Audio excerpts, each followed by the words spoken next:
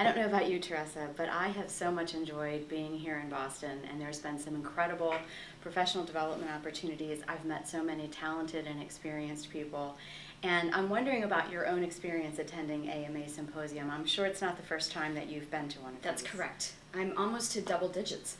Oh my gosh, Yes. that's really cool. So do you remember what year it was the first time you attended? No, I'll say that I'm just getting close to double digits because I'm finding I'm to that aging part of my life. But what I can tell you is with coming up on 10 years, I recently gave somebody an analogy that I think AMA for me is much like what I wish a big high school reunion would have been. Oh my You gosh. get to be around all of the people you love. Yes. And people are willing to talk about the highs and lows in their lives from the Yeah. last time you saw them, but Yeah. it's just like a family. Yeah. So I Yeah. have seen people that I was a colleague of theirs before they had their children, before they got married, maybe their first job, and now they're at that great job. And it's just neat to see everybody's progression. Right. No, that's a really good point. You feel like you found your kindred spirits at a conference like this. That's exactly it. Yeah. So how has it changed over time? Are we talking about the same topics that we were talking about 10 years ago? Have the channels just changed? Or is the way that we're trying to articulate our brands and dealing with marketing challenges the same? I think it's much more sophisticated than once upon a time. When I first started coming, marketing was still very new, and we were as much talking about what is it, what should it be, and how do we talk about it on campuses. Right. And now I feel like we've advanced and we're talking more specifically about differentiation and how do we talk about it on campuses. Right. But one of the similar situations across all of those years is that we still need to be listening to our audiences and also prioritizing the internal communications as well as the external. So the channels are a different discussion. Technology is so much more ingrained in the program, but those key topics that we're still looking for and those best practices I think are pretty similar. Okay, that's interesting. So tell me a little bit about what you do. Perfect. You have your own company, right? I do. Yeah. So we just celebrated 2 years. Okay. And we are a communications company. So we're a little bit like Pluto here at this conference. Maybe bring us in, we're still a planet. So we are marketing communications. We're kind of where once you develop your brand, once you put it all together, your website is awesome, you have everything, and you need people to pay attention, we come in and help. We work on thought leadership, media relations, communications, internal communications.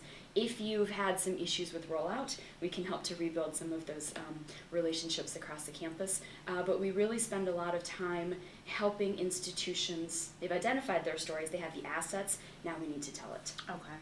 What's the question that comes up most often from clients? I mean, what are the things that they're consistently struggling with that you find yourself happy to answer, happy to help support them, but you see this as a consistent pattern? I think it's the differentiation beyond how they position themselves for prospective students. It's how they talk within higher education. So are they really getting to the thought leadership areas that they want to be known for? Or do they still have a little bit of envy for another school maybe down the road or within their peer set that seems to be eclipsing them within higher education and the media? Right. Okay. That makes sense. So who do you think's doing this really well? Are there some colleges and universities that you, and there's probably more than one, that you would sort of call out as doing some interesting work, some great work, some work to be proud of? I'm going to talk about work, but I'm also going to talk about people. Okay. I know somebody else that you're talking to is someone I adore, Rachel Rubin. She is someone to watch in our industry, and I just think she's fantastic. I agree. So Yeah. if people don't know what a rock star she is, they will know after you talk to her and the influence that she has in our industry. Right. We also have some great up-and-comers, and 2 of them are presenting today.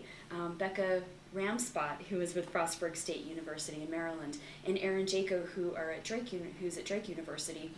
They're really showing you have a social media plan, now what do you do next? Right. And I think they're 2 of the people that in 3 or 4 years we're going to be saying we knew them when. And it's always nice to see that progression at AMA. You have the amazing University of California presentations, and you get to hear from those that you've watched from afar and you've admired. Right. And then you also get to see those that are early in their career and have amazing promise and are doing great things. And that's really what I love about this conference. And I think we should celebrate that at all of our conferences. I think there's so many people in higher education doing exceptional work, and sometimes when you come to events like this, you question yourself, and you really shouldn't, because there's a lot of great stuff going on in large, small campuses, in urban settings, rural Yes. settings, all over. Yes. It's just some incredible work to be proud of. So, well, thank you so Thank much you. for taking the time. It was a pleasure to have a chat with you. I appreciate Enjoy it. the rest of the conference. Thank you so much. Okay, take care.